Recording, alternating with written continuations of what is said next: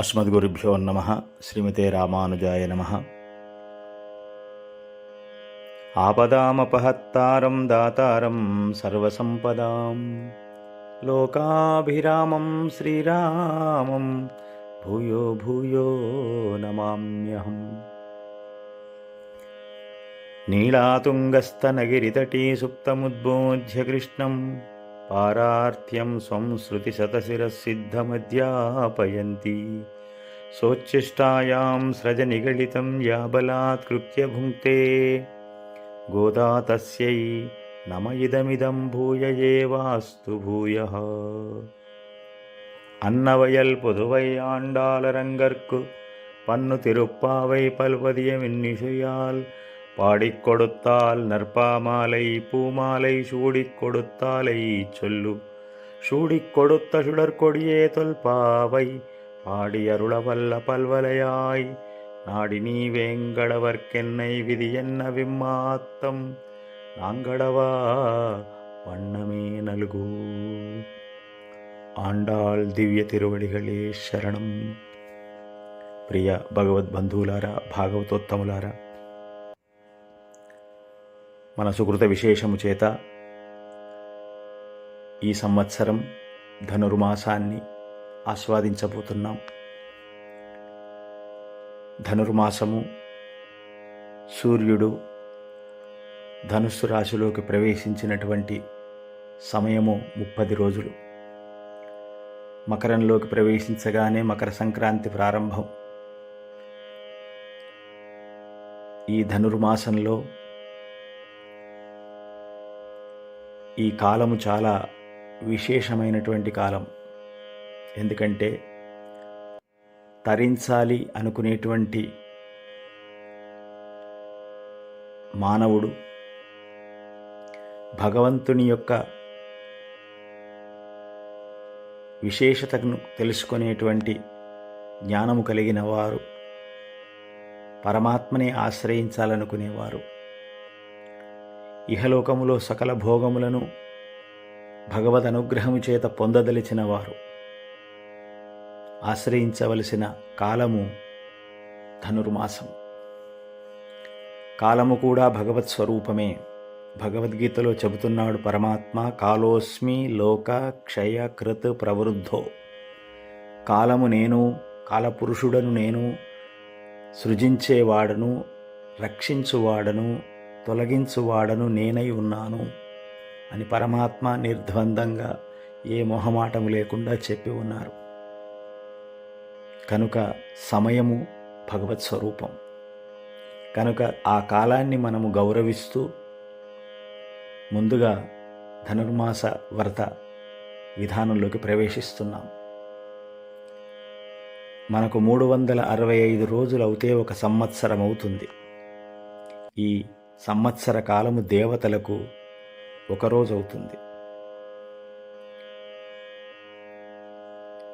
ఈ ఒక రోజులో ఈ 30 రోజుల కాలం ధనుర్మాస కాలము దేవతలందరికీ బ్రాహ్మీ ముహూర్త కాలం. అంటే 3:30 నుంచి 5 గంటల ప్రాంతము. మనకు తెల్లవారుజామున 3:30 సమయము నుంచి 5 గంటల వరకు ఉండేటువంటి కాలం ఎలాంటి సత్వగుణాన్ని పెంపొందింప చేస్తున్నదో అలాంటి కాలము దేవతలకు. బ్రాహ్మీ ముహూర్తంలో దేవతలంతా పరమాత్మైన శ్రీమన్నారాయణుని సన్నిధానానికి చేరుకొని అనేక స్తోత్రములు చేసి పరమాత్మ యొక్క ఆజ్ఞానుసారము ఆయన ఇచ్చిన దివ్య శక్తుల చేత ఈ సృష్టి క్రమాన్ని నడిపిస్తూ ఉన్నారు దేవతలు. దేవతలందరి లోపల తానే స్వరూపమై ఉండి ఈ లోకాన్ని పరిపాలన చేస్తున్న సార్వభౌముడు పరమాత్మ శ్రీమన్నారాయణుడు. దేవతలందరూ వెళ్ళి పరమాత్మను ప్రార్థించి శక్తులను పొందుతున్నప్పుడు మానవమాత్రులమైనటువంటి మనము కూడా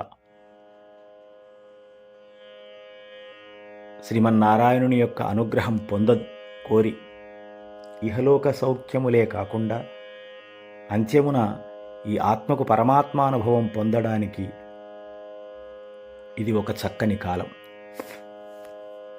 వేదం చెబుతున్నది, కర్మజ్ఞాన భక్తి వైరాగ్యములు సక్రమముగా ఆచరించి పరమాత్మకు వదిలిపెట్టుట, సమర్పించుట, స్వామి ఇచ్చినటువంటి సుఖ దుఃఖాలన్నింటినీ ప్రసాదముగా భావించుట, ఇది జ్ఞానం. కానీ మనము అశక్తులం, కర్మలు ఆచరించలేము, జ్ఞానము సంపాదించలేము, భక్తి అంతకంటే లేదు, వైరాగ్యము అసలే రాదు. కర్మలంటే మనకు తోచిన పనులు చేయుట కాదు, శాస్త్రము నిర్దేశించిన విధముగా నడుచుకొనుట.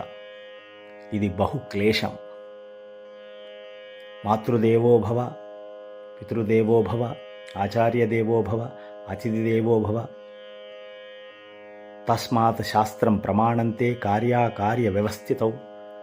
పెద్దలు శాస్త్రములు చెప్పిన, ప్రామాణికమైన శాస్త్రములు చెప్పిన మాటలను మాత్రమే విశ్వసిస్తూ ముందుకు సాగుట. అది యజ్ఞమైన, దానమైన, జీవన విధానమైన, శరీర పోషణ అయినా, మాట అయినా, మనసైనా శాస్త్రాధారమే అనుష్ఠితం. కానీ మనకు చేత కాదు. ఎందుకంటే మనకు భగవంతుడున్నాడు, శాస్త్రం ఉన్నది అని చెప్పుకొని నడవడము భయము, అశక్తులం కనుక దేవుడు లేడు, శాస్త్రములన్నీ పనికిరానివి అనే భావన పెంపొందించుకొని ఆత్మవంచన చేసుకుంటూ బ్రతుకుతూ ఉంటాం. కనుక కర్మలు శూన్యము, జ్ఞానము పరమాత్మే సర్వము, ఈ లోకానికి, ఈ ప్రకృతికి, ఆత్మలకు సర్వాధికారి పరమాత్మ అని గుర్తించుట జ్ఞానం. అది రాదు.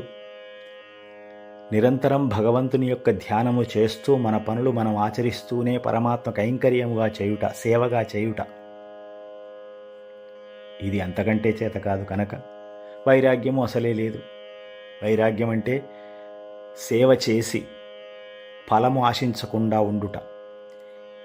ఏ మనుషులకైనా, భూతములకు, జంతువులకైనా, వృక్షాదులకైనా, దేవతలకైనా ఆరాధన చేసి దాని నుంచి వచ్చే ఫలాన్ని ఆశించకుండా ఉండుట, భగవంతునికి నివేదన చేయుట, ఆయన ఇచ్చినటువంటి ఫలాన్ని స్వీకరించుట వైరాగ్యం. కనుక చాలా దూరంగా ఉన్నాం మనం. పురుషార్థములు ఆచరించుట అసాధ్యం కనుక కాలస్వరూపుడైనటువంటి నారాయణుడే తనను పొందింపచేయుటకు ఆయనే ఒక ఉపాయం చెప్పాడు. భగవద్గీతలో చెబుతున్నారు, సర్వధర్మాన్ పరిత్యజ్య మామేకం శరణం వ్రజ అహం త్వా సర్వపాపేభ్యో మోక్షయిష్యామి మా శుచ. మీరు దుఃఖించవలదు, మీరు కర్మజ్ఞాన భక్తి వైరాగ్యములు ఏవి ఆచరించలేదు, కాసేపు వాటి గురించి ఆలోచించకుండా పక్కన పెట్టండి, నన్ను శరణాగతి చేయండి. మాం ఏకం శరణం వ్రజ, నన్నొక్కడినే గట్టిగా పట్టుకోండి. నేను మీ పాపములన్నీ తొలగింపచేసి ఇహలోకములో మీకు కావలసిన సుఖములన్నీ అందించి తదనంతరం నా సన్నిధానానికి చేర్చుకొని నేను ఆనందపడతాను అని పరమాత్మ ముఖపద్మం నుంచి వచ్చిన భగవద్వాక్యము మనకు పరమ ప్రమాణం. ఈ విషయాన్ని గ్రహించిన భూదేవి పరమపదంలో పరమాత్మను ప్రార్థించి, స్వామి, మీరు చెప్పిన శాస్త్ర ప్రమాణములు పిల్లలెవరూ ఆచరించలేరు, నేను వారితో మీకు శరణాగతి చేయిస్తానని భూమాత ఈ భూమి మీద ఈనాటికి 3500 సంవత్సరముల క్రితము శ్రీవిల్లిపుత్తూరు అనే దివ్యదేశంలో విష్ణుచిత్తులు, భట్టనాథులు, పెరియాళ్ళవారులు అనబడేటువంటి ఒక పరమ వైదిక వైష్ణవుని యొక్క తులసివనములో లభించినది జనక మహారాజుకు సీతమ్మ లభించినట్టుగా. అయోనిజగా అవతరించినటువంటి ఆ అమ్మాయికి, ఆ ఆడ శిశువుకు విష్ణుచిత్తుల వారు కోదై అని పేరు పెట్టుకున్నారు. కోదై అంటే మాలిక, అది కాలాంతరములో గోదా అయినది. సౌరమానం ప్రకారం ధనుర్మాసము సూర్యుడు ధనుస్సులో ప్రవేశించిన కాలము కనుక ధనుర్మాసమని, చాంద్రమానంలో మృగశిర నక్షత్రము రోజున పౌర్ణిమ వస్తే అది మార్గశిర మాసమని, మార్గశీర్ష మాసము చాంద్రమానము ప్రకారంగా ఈ వ్రతమాచరించుటకు యోగ్యమై ఉన్నది. అంతేకాదు మాసానాం మార్గశీర్షోహం ఋతూనాం కుసుమాకరః అని భగవద్గీతలో పరమాత్మ చెప్పినట్టుగా మాసములో 12 మాసములలో నేను మార్గశిర మాసమును అని స్వయంగా స్వామి ఉపదేశం చేసినాడు కనుక ఇది శ్రీకృష్ణ మాసము, విష్ణు మాసము, నారాయణ మాసం. కాలమంతా పరమాత్మదే అయినా పరమాత్మ మన కొరకై కొన్నింటిని ప్రత్యేకంగా అందిస్తూ ఉన్నారు. అలాంటి మార్గశీర్ష మాసం. మార్గశీర్షము ఉపనిషత్తు చెబుతున్నది ఉత్కృష్టమైనటువంటి మార్గములలో, అన్ని మార్గములలో ఉత్కృష్టమైన మార్గానికి మార్గశీర్షము. కనుక ఈ కాలము మన యొక్క జీవన విధానములో సకల విజయములను పొందుటకు ఉత్కృష్ట మార్గమిది మార్గశిర మాసం. గోదాదేవి తండ్రి దగ్గర పెరుగుతూ అనేక శాస్త్రములను అవగతం చేసుకుంటూ నిత్యము తండ్రిగారు అల్లుతున్న పూమాలలు, తులసిమాలలు పెరుమాళ్లకు సమర్పణ చేస్తూ ఉంటే యుక్త వయసు వచ్చినది. సహజంగా ఈ యువతి కనుక శరీరం మీద కాస్త సౌందర్యం మీద పోషణ చేత చిన్నతనమైన బాల్య అవస్థలో తండ్రిగారు అల్లిన పూమాలలన్నీ ఆయన లేని సమయంలో తాను అలంకరించుకొని తిరిగి పూలబుట్టలో సర్దేది. ఇలా జరుగుతూ ఉంటే ఒకరోజు విష్ణు చిత్తుల వారు చూశారు. అయ్యయ్యో, పెరుమాళ్లకు అపరాధం జరుగుతున్నదే, మనము ధరించిన మాలలు స్వామికి అందించడమా, ఇది దోషం కదా అని ఆ రోజు పూమాలలు స్వామికి సమర్పించలేదు శ్రీవిల్లిపుత్తూరులోని వటపత్రశాయి పెరుమాళ్లకి. అదే రోజు స్వామివారి యొక్క ఆదేశం, విష్ణుచిత్త, గోద ధరించిన పూమాలలే నాకు చాలా ప్రీతికరంగా భావిస్తున్నాను, మీరు దాన్ని తప్పుగా భావించవద్దు అని ఆచార్య అర్చకముఖంగా ఆదేశము చేసి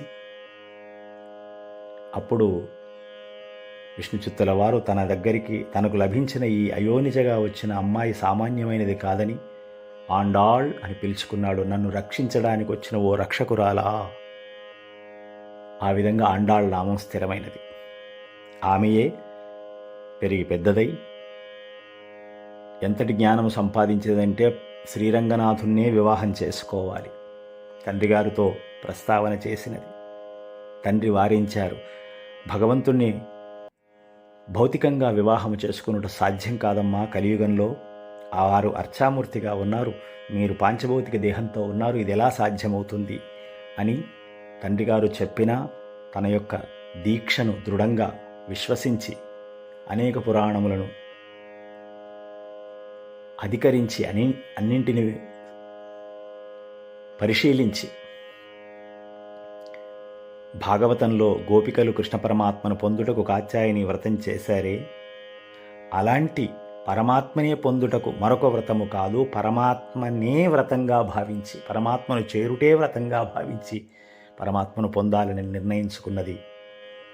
అది ఈ మంచి కాలములో ప్రారంభం చేయడానికి సిద్ధమైనది గోదమ్మ. కనుక గోదాదేవి భూమాత స్వరూపం.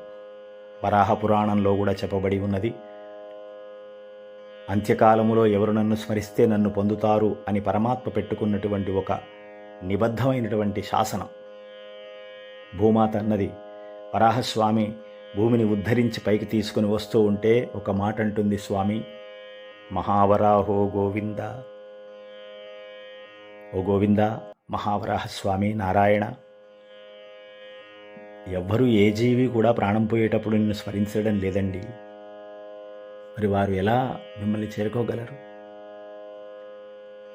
అని ప్రార్థించగా నారాయణుడు దయార్ద్ర హృదయుడు కనుక, దేవి నీ మీద ఉన్నటువంటి అవ్యాజమైనటువంటి అనురాగంతో చెబుతున్నాను, స్థితే శరీరే సతియో నరః, శరీరం బావుగా ఉన్నప్పుడు ఎవరు నన్ను స్మరిస్తే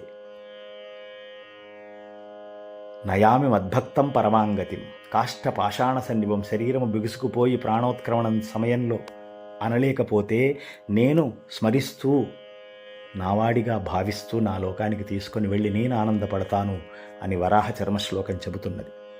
అది గుర్తుపెట్టుకున్నటువంటి భూమాత మనకు ఉపదేశించుటకై ఈ భూమి మీద అవతరించి తాను రంగనాథుణ్ణి పొందాలి అనేటువంటి ఒక కారణం మిషను పెట్టుకొని మనం బాగుపడాలనేటువంటి ఉద్దేశంగా ఈ వ్రతమాచరణ చేస్తున్నది మన కొరకై. జ్ఞానులెప్పుడూ లోకోపకారం కొరకై పనులు చేస్తారు. తను ఆచరిస్తూ లోకము ఆచరింప చేయుట ఉత్కృష్టమైనటువంటి ఆచార్య లక్షణం. గురువు ఉపదేశం మాత్రమే కాదు, తను ఆచరిస్తూ ఆచరించే దాన్ని తన శిష్యుల చేత, తనను ఆశ్రయించే వారి చేత ఆచరింప చేయుట గురువు యొక్క ఉత్తమ లక్షణం. అలాంటి అండాళమ్మవారు తాను వ్రతం ఆచరిస్తూ మనల్ని అందులో చేర్చుకొని భగవత్ సన్నిధానానికి తీసుకొని వెళుతున్నది. ఇది ధనుర్మాస వ్రతంలోని ప్రధాన ఉద్దేశ్యం. కనుక మనమంతా కృష్ణ ప్రియలము కనుక, పరమాత్మకు చెందినవారము కనుక ఈ జ్ఞానం ముందు మనం కలిగించుకొని కృష్ణుణ్ణి పొందడానికి కృష్ణుడే ఆశ్రయణం కావాలి. ఒక శిశువుకు ఆకలైతే ఆహారం కావాలి, కానీ ఆహారం కొరకు అమ్మను పిలుస్తాడు, అమ్మే ఆహారంగా పుచ్చుకుంటాడు, అమ్మ యొక్క స్తన్యం. ఇది భగవంతుని దగ్గర శరణాగతిలోని ప్రధానమైన లక్ష్యం. ఉపేయము అంటారు సాంప్రదాయంలో. పరమాత్మే మన కోరికను నెరవేర్చే ఉపాయం. ఆయన వచ్చిన తర్వాత మరొకటి మనకొద్దు, నీవే కావాలి అనుట ఉపేయం. ఫలము ఫలప్రదాత రెండూ భగవంతుడే. ఇది ధనుర్మాసంలో ప్రధానమైనటువంటి మూలమైన సారం. కనుక శ్రీవిల్లిపుత్తూరునే తను జన్మించిన నివసిస్తున్నటువంటి శ్రీవిల్లిపుత్తూరునే నందగోకులంగా భావించినది. కానీ ఎక్కడో ఉత్తరాదిలో ఉన్నటువంటి కృష్ణ జన్మము కలిగిన మధురానగరము, గోకులము చాలా దూరం, బహుక్లేశం కనుక తనున్న చోటే ఆ గ్రామమే, ఆ విల్లిపుత్తూరే నందవ్రజం. అక్కడ ఆలయంలో వేంచేసిన వటపత్రశాయి పెరుమాళ్లే శ్రీకృష్ణ పరమాత్మ.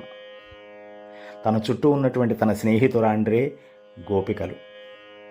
ఈ భావన ఎప్పుడైతే మనసులో కలుగుతుందో అమ్మవారికి గొల్ల కట్టు, గొల్ల యాస, గొల్ల భాష అన్నీ వచ్చేశాయి. సుగంధం కూడా గొల్లవారిలో పాలు పెరుగు అమ్ముతూ ఒంటికి వస్త్రములకు తుడుచుకునేటువంటి వారట పూర్వకాలంలో. అలా తుడుచుకోగా కలిగినటువంటి శరీరములోని వస్త్రములకు ఏ సుగంధం ఉంటున్నదో మనస్సులో అనుకోగానే గోదాదేవికి అలాంటి రూపమే వచ్చింది. ఒక మంచి కొప్పు, చక్కని వస్త్రధారణ, ఆభరణములు. అలా తయారై గోదమ్మ తన వాళ్ళందరినీ రప్పించుకొని 5 లక్షల మందితో కలిసి వ్రతము చేసినది. అలాంటి దివ్యమైన వ్రతంలో మనము పాల్గొందాం, గోదాదేవి అనుగ్రహాన్ని పొందుదాం. ఇహలోకంలో సకల సౌభాగ్యాలు, భోగభాగ్యాలన్నీ పరమాత్మ అనుగ్రహం చేత అనుభవించుదాం. పరమాత్మ కైంకర్యము, భాగవత కైంకర్యము, ఆచార్య ఆశ్రయణముతో తరించుదాం. ఇది ధనుర్మాస ప్రధాన ఉద్దేశం. జై శ్రీమన్నారాయణ.